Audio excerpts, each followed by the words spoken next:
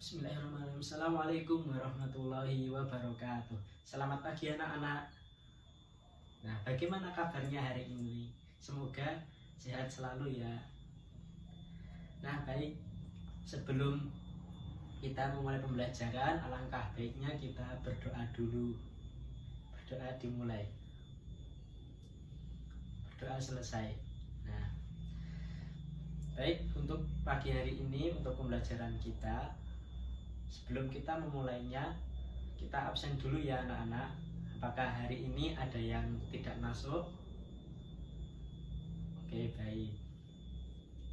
Baik, selanjutnya kita akan belajar tentang tema 4, pembelajaran kedua.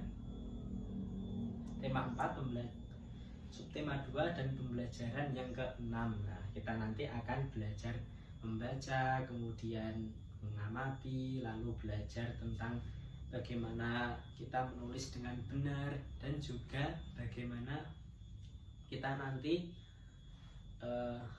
mengetahui bentuk-bentuk dari benda di lingkungan sekitar kita. Nah, baik, kita mulai saja pembelajaran kita. Sebelum kita memulai,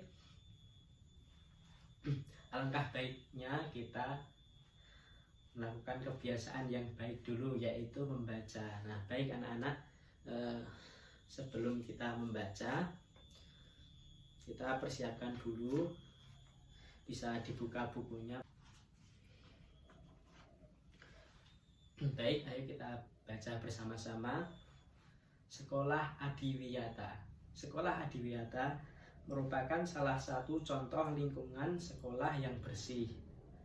Untuk menjadi sekolah adiwiyata, sekolah harus bersih. Tidak hanya itu, sekolah juga harus rapi dan indah. Oleh sebab itu, pekarangan sekolah harus dikelola dengan baik.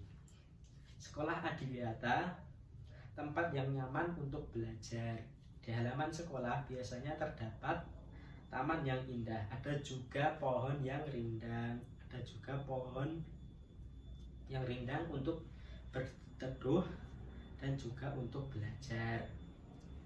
Di setiap tempat disediakan tempat sampah. Hal ini bertujuan agar siswa tidak membuang sampah sembarangan. Di sekitar sekolah juga dipasang slogan. Nah, slogan itu berisi tentang imbauan siswa agar hidup bersih dan sehat. Semua sekolah ingin menjadi sekolah adiwiyata. Nah, baik anak-anak, setelah kita tadi membaca tentang sekolah adiwiyata, mungkin anak-anak bisa menuliskan tentang bagaimana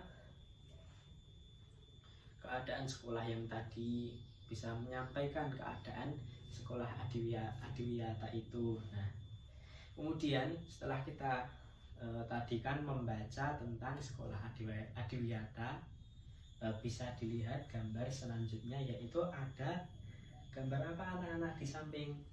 Nah, di samping merupakan gambar lingkungan sekolah yang bersih, yang indah, rapi, dan juga rindang. Ada pohon rindang, kemudian ada kelas yang bersih. Nah, tentu saja membuat kita nyaman dalam belajar dan juga bermain.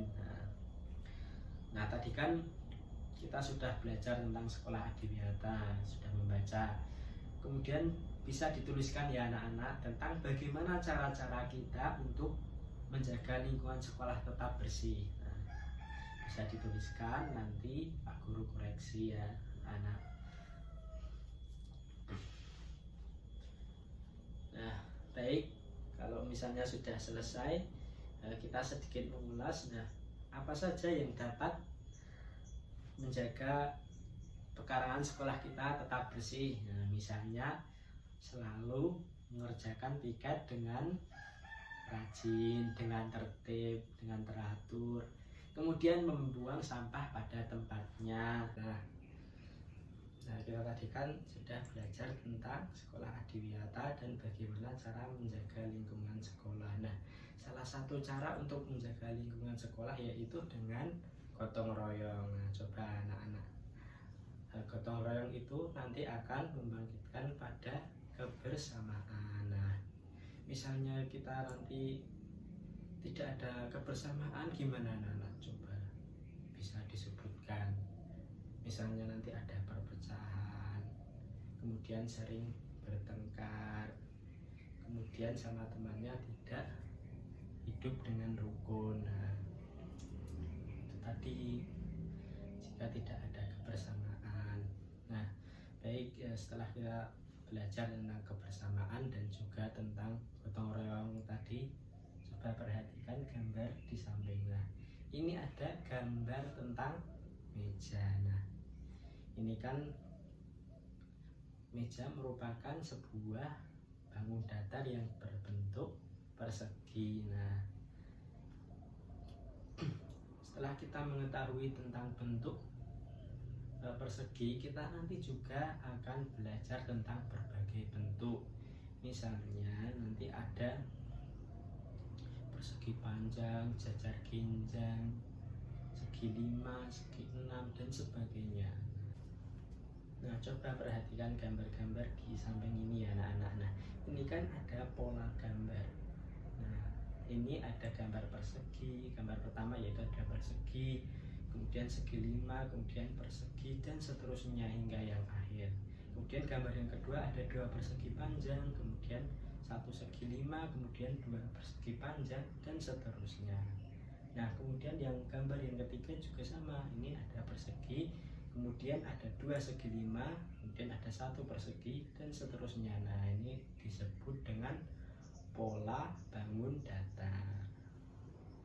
Setelah kita tadi belajar tentang pola bangun datar, coba kita kerjakan gambar pola pada LKPD ini. Nah, ini kan ada beberapa urutan. Coba dikerjakan di rumah ya anak-anak. Nah, mungkin cukup sekian pembelajaran kita pada pagi hari ini. Nah, coba kita ulas sedikit ya anak-anak.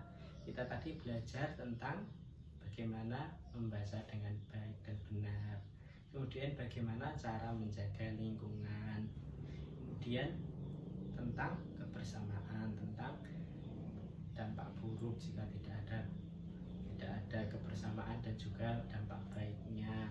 Kemudian kita belajar tentang gotong royong dan berbagai macam bangun datar dan beberapa pola bangun datar lainnya. Nah, mungkin cukup sekian pembelajaran pada pagi hari ini.